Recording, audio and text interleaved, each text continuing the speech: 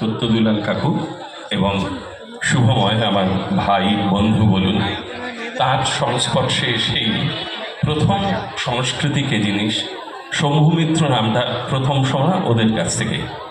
তো সেই থেকে চলা শুরু, এখনো পর্যন্ত থামিনি।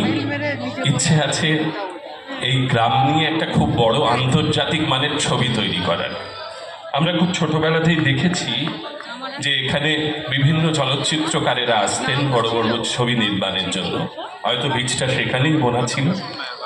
তারপরে সময়ের নিয়মে চলতে চলতে চলতে চলতে ভালো লাগা, ভালোবাসা, শিক্ষা সবটা মিশে আজকের পরিচালনার কাজে হাত দেওয়া।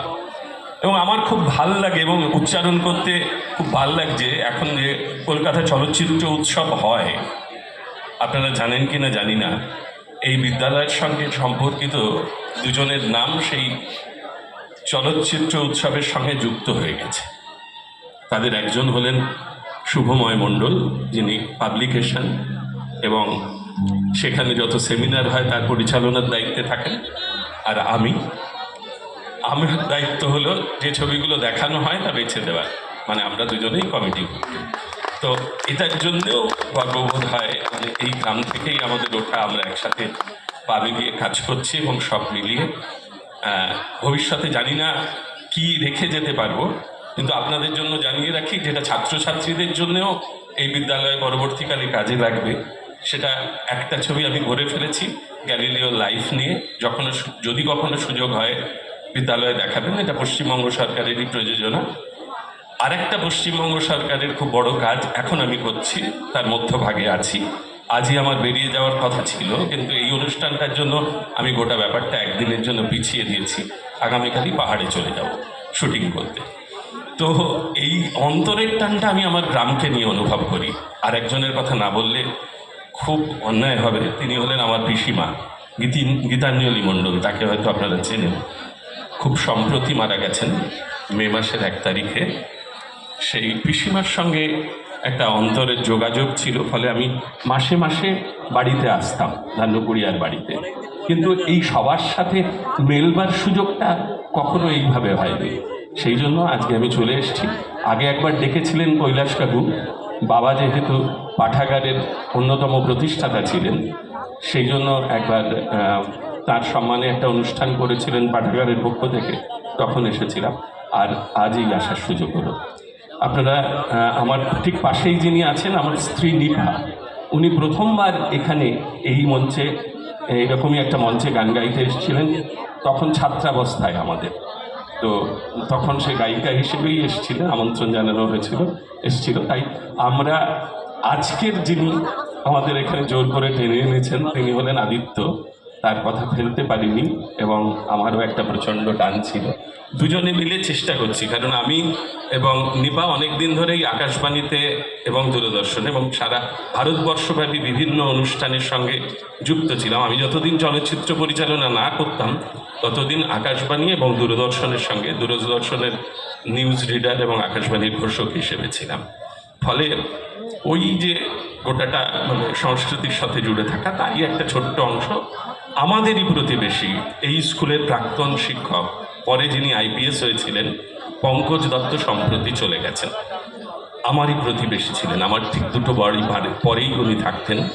তো পঙ্কজদার সাথে আমার একটা ঘনিষ্ঠতা ছিল, তারই উদ্দেশ্যে আমাদের আজকের দুজনের এই শ্রদ্ধার্ঘ।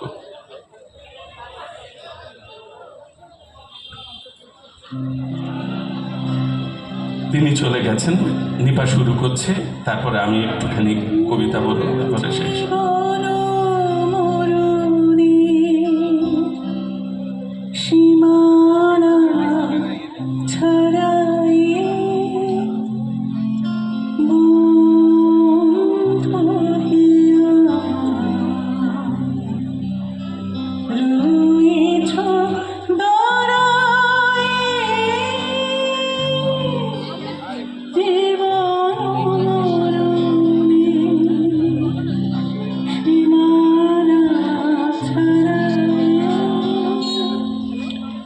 একদিন তরিখানা থেমেছিল এই ঘাটে লেগে, বসন্তের নূতন হাওয়ার বেগে। তোমরা শুধাইছিলে মোরে ডাকি, পরিচয় কোনো আছে নাকি, যাবে কোনখানে? আমি শুধু বলেছি কি জানি। নদীতে লাগিল দোলা, বাঁধনে পড়িল টান, একা বসে গাহিলাম যৌবনে বেদনার গান। সেই গান শুনি কুসুমিত তরুতলে তরুণ তরুণী তুলিল অশোক, মোর হাতে দিয়ে তারা কহিল এ আমাদেরই লোক। আর কিছু নয়, সে মোর প্রথম পরিচয়। তারপরে জোয়ারের বেলা সাঙ্গ হলো, সাঙ্গ হলো তরঙ্গের মেলা। কোকিলের ক্লান্ত গানে বিস্মৃত দিনের কথা অকস্মাৎ যেন মনে আনে। কনক চাপার দল পড়ে ঝরে, ভেসে যায় দূরে। ফাল্গুনের উৎসব রাতির নিমন্ত্রণ লিখন পাতির ছিন্ন অংশ তারা অর্থহারা।